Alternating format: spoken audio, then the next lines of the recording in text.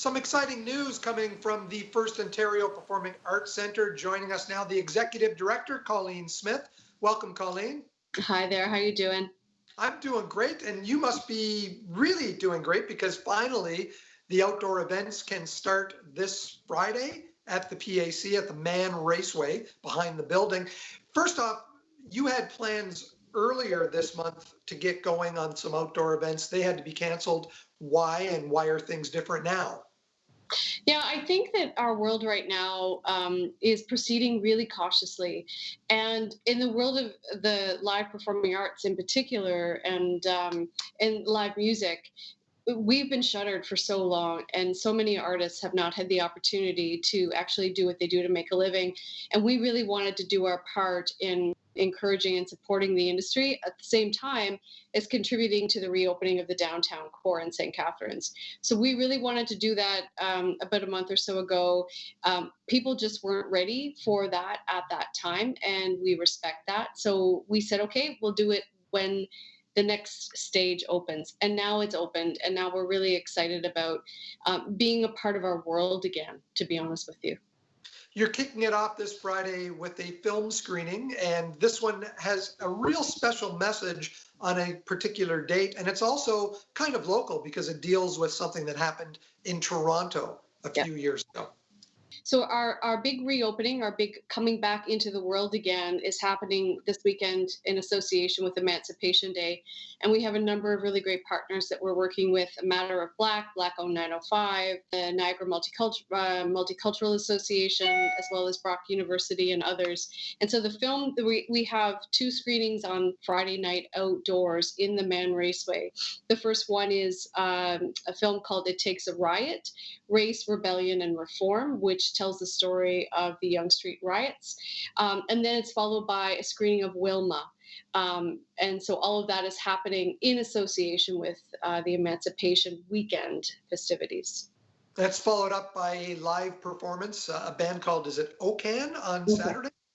Yeah, OCAN are coming in from Toronto on Saturday, and they're going to have two shows, two 1-hour performances in the backyard as well. And what we're going to do is leave enough time in between the two sets so that, because we can only accommodate 100 people safely in that area.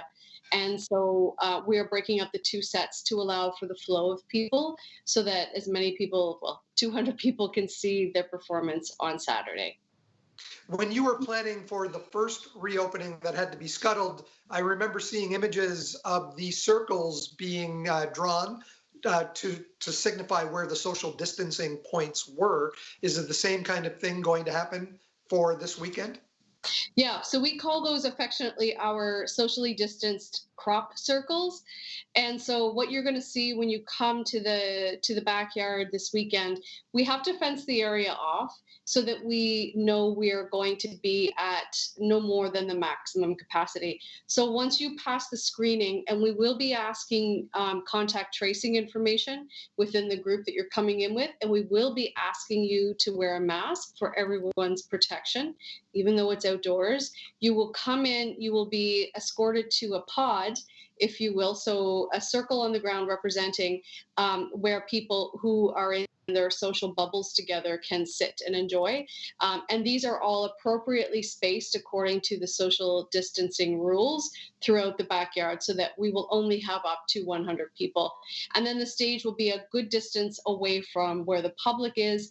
We will also have plexi screening between the singer and the audience, which is also a part of the stage 3 opening rules.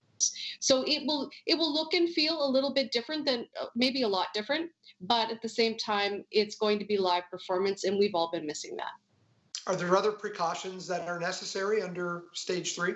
We have increased sanitization. We will be asking people the checklist questions before they come in to make sure that they are feeling well and haven't been around others who may have had contact with COVID-19. All of our crew will be wearing masks. The audiences will be wearing masks. We will have increased sanitization and disinfecting procedures, etc.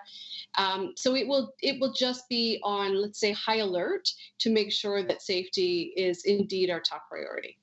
You're taking a break next weekend and then coming back on the 14th and 15th.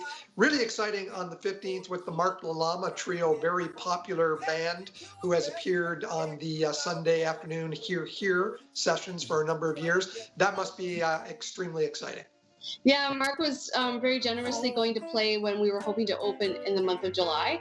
And so, of course, he's going to be back with us for our series in August. And then, of course, the final live performance we will have at the end of August, which will be the Figure Four, who are always popular, I understand, in these parts too. So, we're taking it safely. We're not inside on purpose. We're only outside. And we're doing this over a series of 3 weekends as opposed to 5 weekends in August. And we just want to build back that trust and allow these experiences to happen safely again. We are continuing our commitment to the live stream on Sundays. And if you haven't tuned in recently, you should, because we're actually live streaming from Partridge Hall. And every week, this crew that we have and the team that we have behind these series, it is looking better and sounding better every week. So please tune in, because those are continuing every Sunday throughout August. With looking at what's happening starting this weekend, does this also help set the stage for some outdoor festivities for the Celebration of Nations in September? The Celebration of Nations team are continuing to work on the program for the weekend.